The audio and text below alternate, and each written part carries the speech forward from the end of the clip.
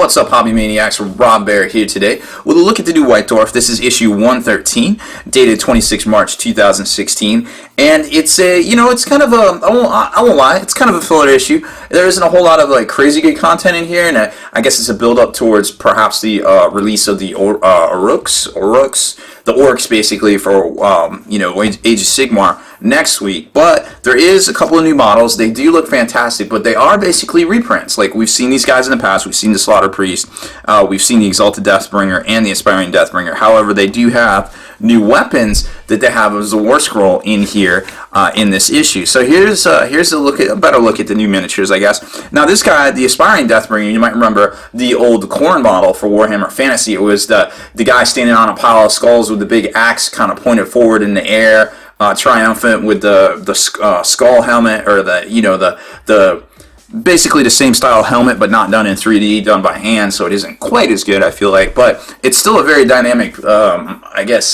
pose miniature overall, and I'm sure with that description you probably remember the exact one. And then this guy here likes to spear people, kind of a Vlad the Impaler kind of type deal. And then last but not least is the Slaughter Priest, who you probably remember this model actually coming out last year. He was kind of this bald dude that had an axe. He was kind of running but also kind of slicing with the axe.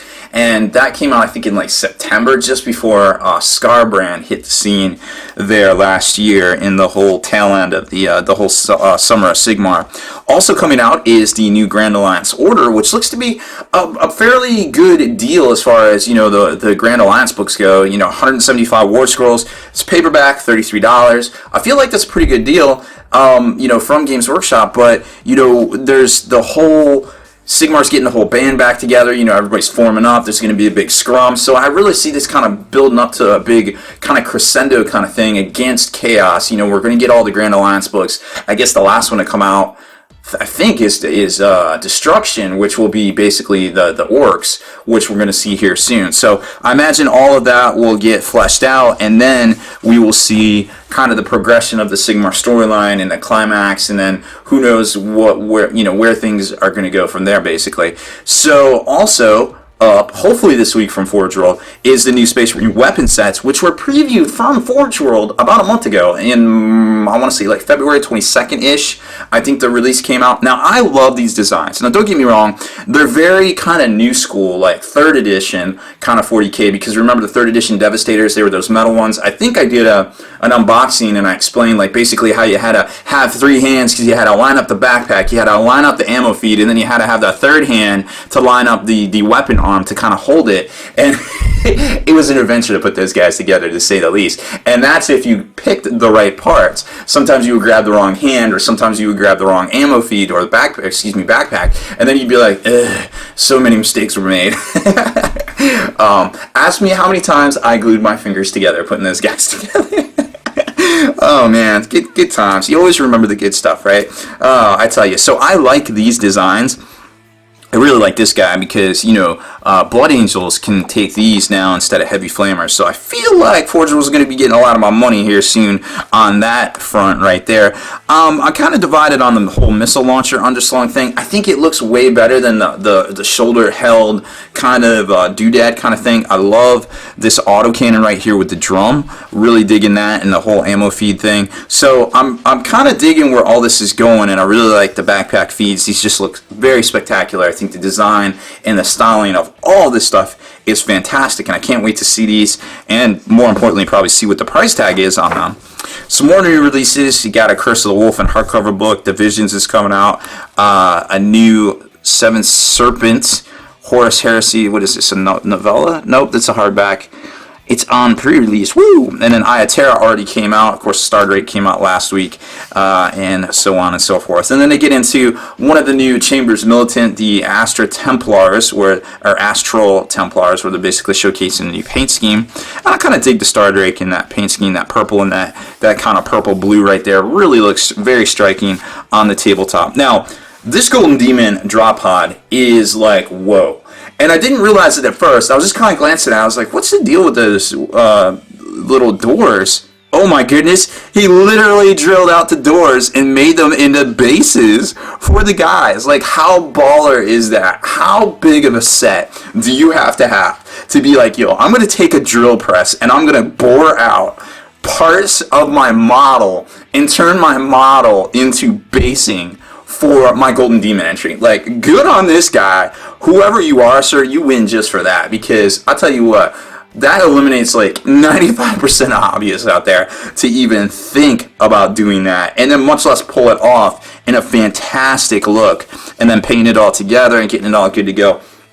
But let me tell you what, there's something to be said for painting up your drop pods in a generic fashion. Now, I personally am sitting on a, what do we call it, a flock, a murder of drop pods. I have 10 all assembled, ready to go. And I haven't decided on a painting scheme because I have so many freaking Space Marine chapters, and I always swore I'd never do that. I was just like, I'll just use my Chaos, and I'll keep painting up Iron Warriors, and I'll use them as whatever. But then eventually I was like, yo, Kenny, let me get them Super Friends. They look pretty fresh. So, so now I have like different colored Space Marines, and I'm like, I'm not buying 30 drop pods. It's just madness. So I feel like if you paint them up in a generic kind of like maybe like a black, because when these things enter the atmosphere, come on, the paint's gonna get burned off. You do a bunch of scoring and streaking, make it look tight, but don't put any like chapter iconography on there. I think it'd be pretty straight, and that way you can share all your drop pods with whatever squads. You know what I mean? Just maybe have a way to tell if they're a fast attack drop pod or a troop dedicated drop pod. Other than that, I think you're good to go there. And at least that's my vision. And maybe I can get to it this year, and that would be really swell. And then they're doing a feature on you can send in your own models for them to show off, and that's pretty cool. Now, coming up are the War Scrolls for the 3 new guys, the 3 new Bloodbound guys. Like I said, these guys are not new. Only this part is new here, the Gorax and the Skullhammer. You can download this War Scroll, well, not this particular one, but the one from last year, from Games Workshop right now. It doesn't have these rules, but it has all these rules. And the same with these 2 as well. The Slaughter Priest is there. Actually, I didn't check the Exalted Deathbringer. I don't remember that guy, but I know this weapon is definitely new because the whole, like, Vlad the Impaler, Scorpion, get over here kind of type thing that I'm really digging there. Fatality! Khorne wins! So that's pretty much the whole issue, and then it got some recap and things like that, but nothing too crazy. And then here's the big teaser, the Realmgate Wars continue, which of course Realmgate Wars means Age of Sigmar, I think, for the most part, and the wars continue in a beastly fashion. Now, some people say that could be Beastmen. It could. I'll give you that. But I also pretty much think universally when they say the Beast, they're usually talking about, you know, orcs. So I kind of want to see Beastmen, but I kind of feel like they're going to get squatted, unfortunately. You know, kind of like Bretonia, you know, is kind of going away, and now we're seeing, you know, a whole bunch of Empire models basically getting included in the Sigmar, like the warrior, the Zealots, the warrior priests.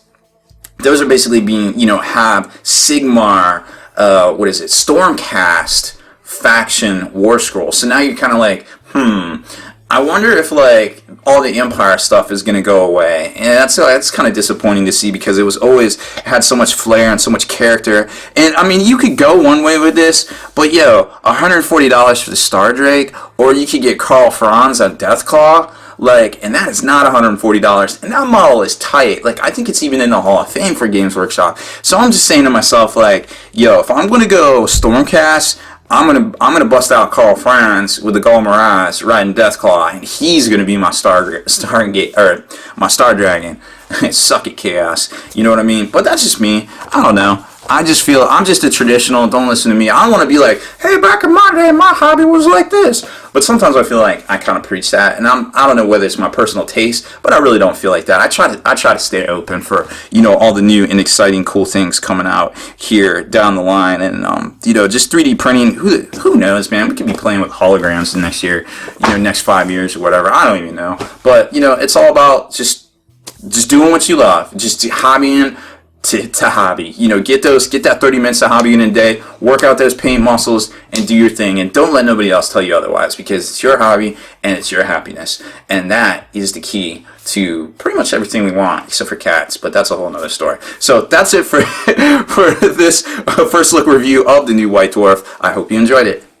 Deleted scenes, bonus content, and all the interviews and post-game wrap-up videos can be located in the Hall of Veterans on thelongwar.net. Visit thelongwar.net today and try a week completely free with no strings attached. That's not all. TheLongWar.net is also your hobby resource for exclusive early access with an ad-free experience to all your favorite videos. Members of the Hall of Veterans gain early exclusive access to multiple hobby videos,